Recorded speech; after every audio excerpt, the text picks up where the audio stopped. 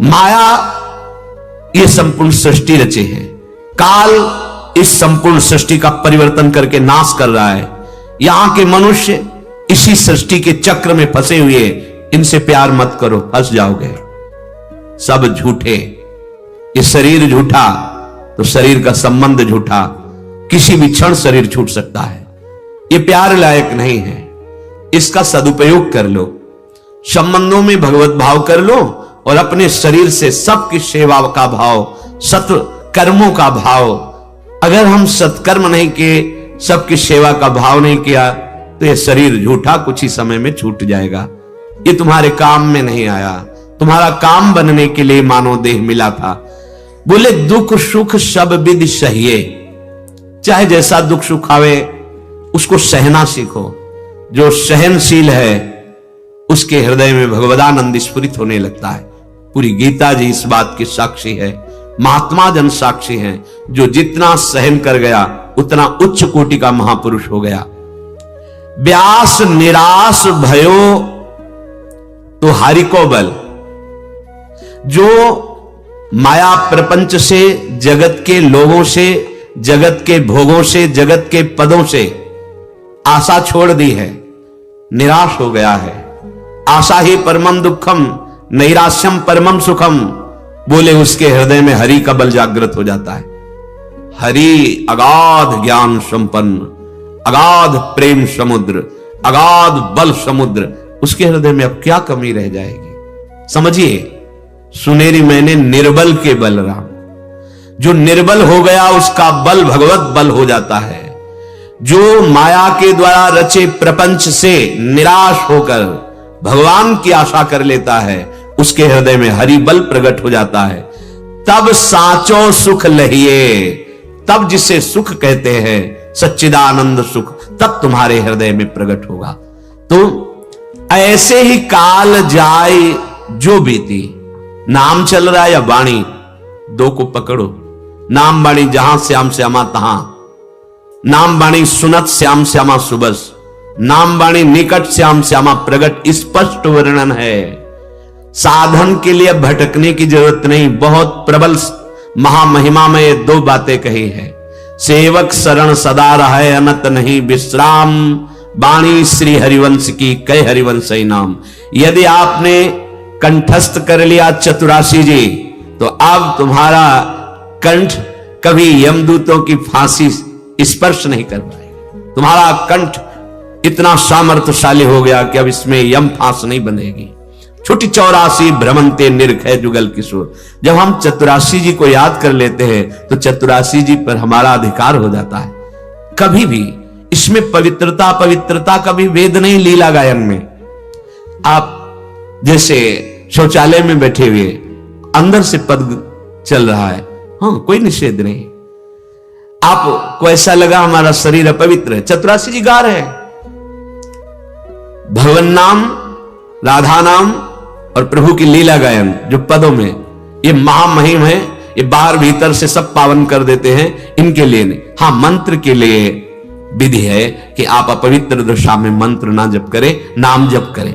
बस दो बातें पकड़ लो तो अभी सब साधनों का सार आपको मिल जाएगा और आप में कोई साधन की जानकारी की इच्छा नहीं रहेगी। हमारा मन या नाम में लगा हुआ है, मंत्र में, और या हम कोई पद गुनगुना रहे हैं। अब शरीर से जो सेवा चाहो करो, कितना बढ़िया है। कोई भी सेवा करो, धीरे धीरे पद गुनगुना रहे हैं। वृषभानु नंदिनी मधुर कल गावे, फावड़ा चला रहे हैं या कुछ ऐसे गाहक आए तो उनसे बात कर लेनी, फिर शुरू कर। आप देखो कितनी जल्दी निर्खय जुगल किशोर, श्री युगल सरकार के दर्शन कराने की सामर्थ्य, उनकी श्री अंग सेवा की सामर्थ्य इन पदों में विराजमान है। पर पाए रतन चिन्हो नहीं। रतन मिल गया है पर रुचि नहीं होती। पाठ हो रहा है, रुचि नहीं, बाहर टहलने की रुचि होगी। केवल श्रवण करो, बैठे रहो यहां, वही फल मिलेगा। जो गायन का फल है वही श्रवण का फल है। गावत श्रवणन सुनत सुखाकर विश्व दुरित दवनी। जैसे हरिवंश यथामति वर्णत कृष्ण रसामृत सार, श्रवण सुनत प्रापक रति राधा पद अम्बुज सुकुमार। कई बार प्रार्थना की, वाणी हाथ में लेकर बैठ जाओ यहां। तुम्हारी अगर रुचि गायन में नहीं है तो आप आंख मूंद लीजिए और श्रवण कीजिए। जो गायन हो रहा है, श्रवणन सुनत सुखाकर विश्व दुरित दवनी, श्रवण सुनत प्रापक रति राधा पद अम्बुज सुकुमार। कितनी दुर्लभ बात हित सजनी जी कह रहे, केवल सुनने मात्र से किशोरी जी के चरणों में प्रेम हो जाएगा। ऐसे ही काल जाए जो बीती, अगर ऐसे समय व्यतीत हो रहा है आपका तो धन्य भाग है आपके। कभी वाणी गायन, कभी नाम जप, मंत्र जप।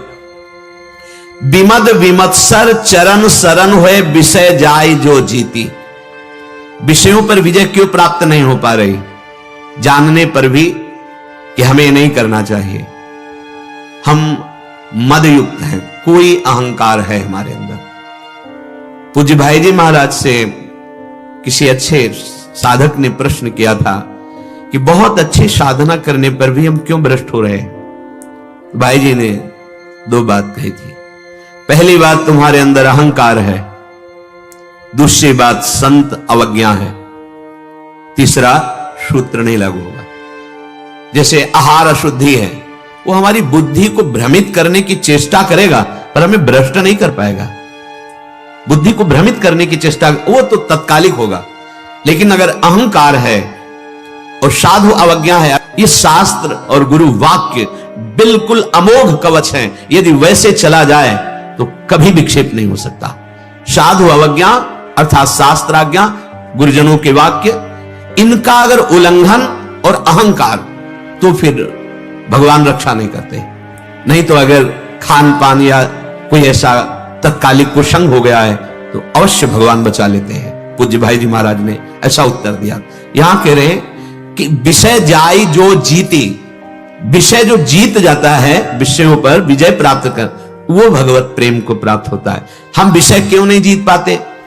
इसमें लिखा विमद विमत्सर, जो मद रहित है, जो ईर्ष्या रहित है, जो सदैव चरण शरण में रहते हैं। इतने बड़े महापुरुष सनकादि हरिशरणम हरिशरणम हरिशरणम हर समय रखते रहते। क्यों? चरण शरण रहना है। मामे वे प्रपद्यन्ते माया मेताम तरन्ति ते। अपने तो युगल सरकार की चरण शरण में है। हर समय प्रिया प्रीतम के चरणों की शरणागति का मंत्र नाम। कैसे हमें अहंकार आएगा, कैसे हमें ईर्ष्या आएगी? समय ही नहीं। अगर अहंकार है और किसी से ईर्ष्या है और भगवत शरणागति नहीं, तो विषयों पर विजय प्राप्त करने की सामर्थ्य कहां से आ जाएगी? आप कहोगे बाहरी शरणागति मंत्र ले लिया है, तिलक लगा लिया है, तो अंदर का परिवर्तन इससे नहीं हो जाएगा। अंदर का परिवर्तन जो मंत्र मिला उसको चलाओगे हृदय में, ये तो पावन दर्शन हो गया आपका वैष्णव भेष। लेकिन हृदय देश में छुपे जो दुष्ट स्वभाव की वृत्तियां बैठी हैं, दुर्वासनाएं बैठी हैं, वो अंदर ठीक करने के लिए तुम्हें मंत्र मिला है। उसको खूब जपो।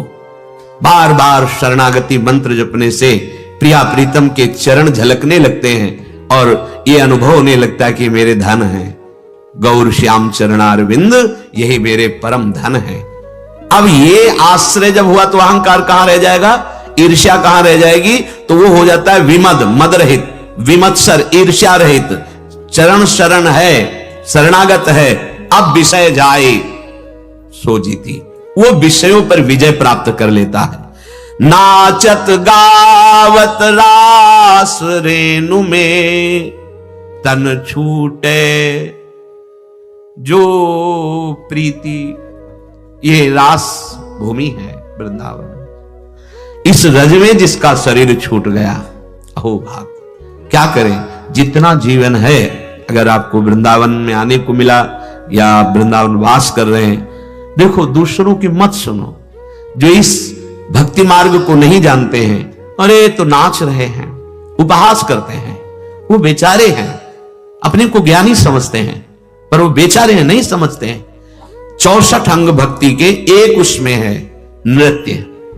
और बड़े बड़े महापुरुषों ने किया। भागवत में आप पढ़ के देखो, प्रहलाद जी, नारद जी, शनकादि जी, बड़े बड़े महापुरुष सुखदेव जी, ये सब एकत्रित होकर के भगवत यश गान करते हुए नाच रहे हैं।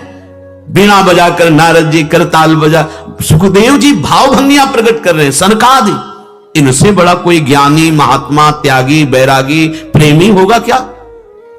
आज उपहास करते हैं भक्तों का, जो नाम कीर्तन करते हुए नृत्य करते हैं, उनका उपहास करते हैं। बचो ऐसे प्रवचन से, ऐसे वचन से जो हमारी भक्ति को उपहासास्पद बनाते हैं। और कैसे कैसे उपदेश है। मूर्ति पूजा की निंदा करते हैं, तो तुम्हारे गुरु मूर्ति नहीं है। गुरु मूर्त माने आकार रूप नहीं है।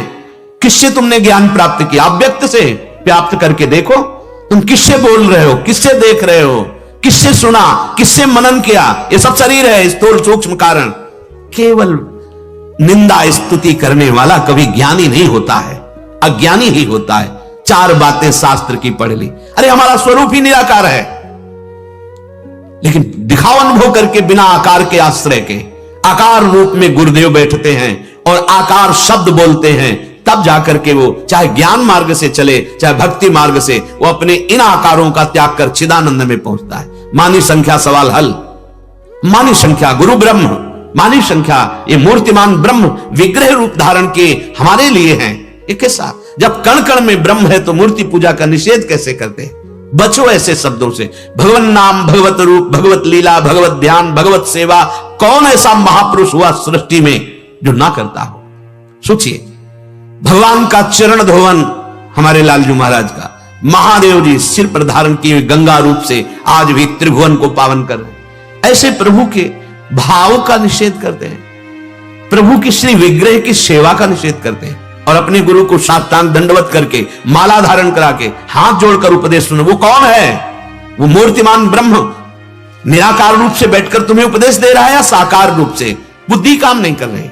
जब सर्वम खलमिदम ब्रह्म, तो मूर्ति में ब्रह्म नहीं है क्या? फिर निषेध कैसे? बचो, कलयुग का प्रभाव है। ब्रह्म ज्ञान बिन नारी नर करें न दूसर बात, और कौड़ी लागे लोभ बस करें विप्र गुरु घात। अपने कानों को बचाना होगा ऐसे वचन से, ऐसे प्रवचन से जो हमारी प्रेम लक्षणा भक्ति में बाधक बन जाए। भगवान शंकराचार्य स्वयं भगवान शंकर का अवतार हैं, और वो कह रहे हैं एकमात्र भगवान की भक्ति स्वरूप बोध कराने में समर्थ है। स्वरूपानुसंधान भक्ति रेव गरीयसी, वो ऐसा कह रहे हैं। और हम छोटे मोटे शास्त्रों के वचन पढ़ के भगवान की श्री विग्रह की, भगवान नाम की क्या? अरे जो घट घट में व्यापी है, तो क्या वो वही बोलते हैं घट घट में रमा है, तो क्या वो विग्रह में नहीं रमा है? फिर निषेध कैसा? बड़ा विचित्र खेल है भगवान का।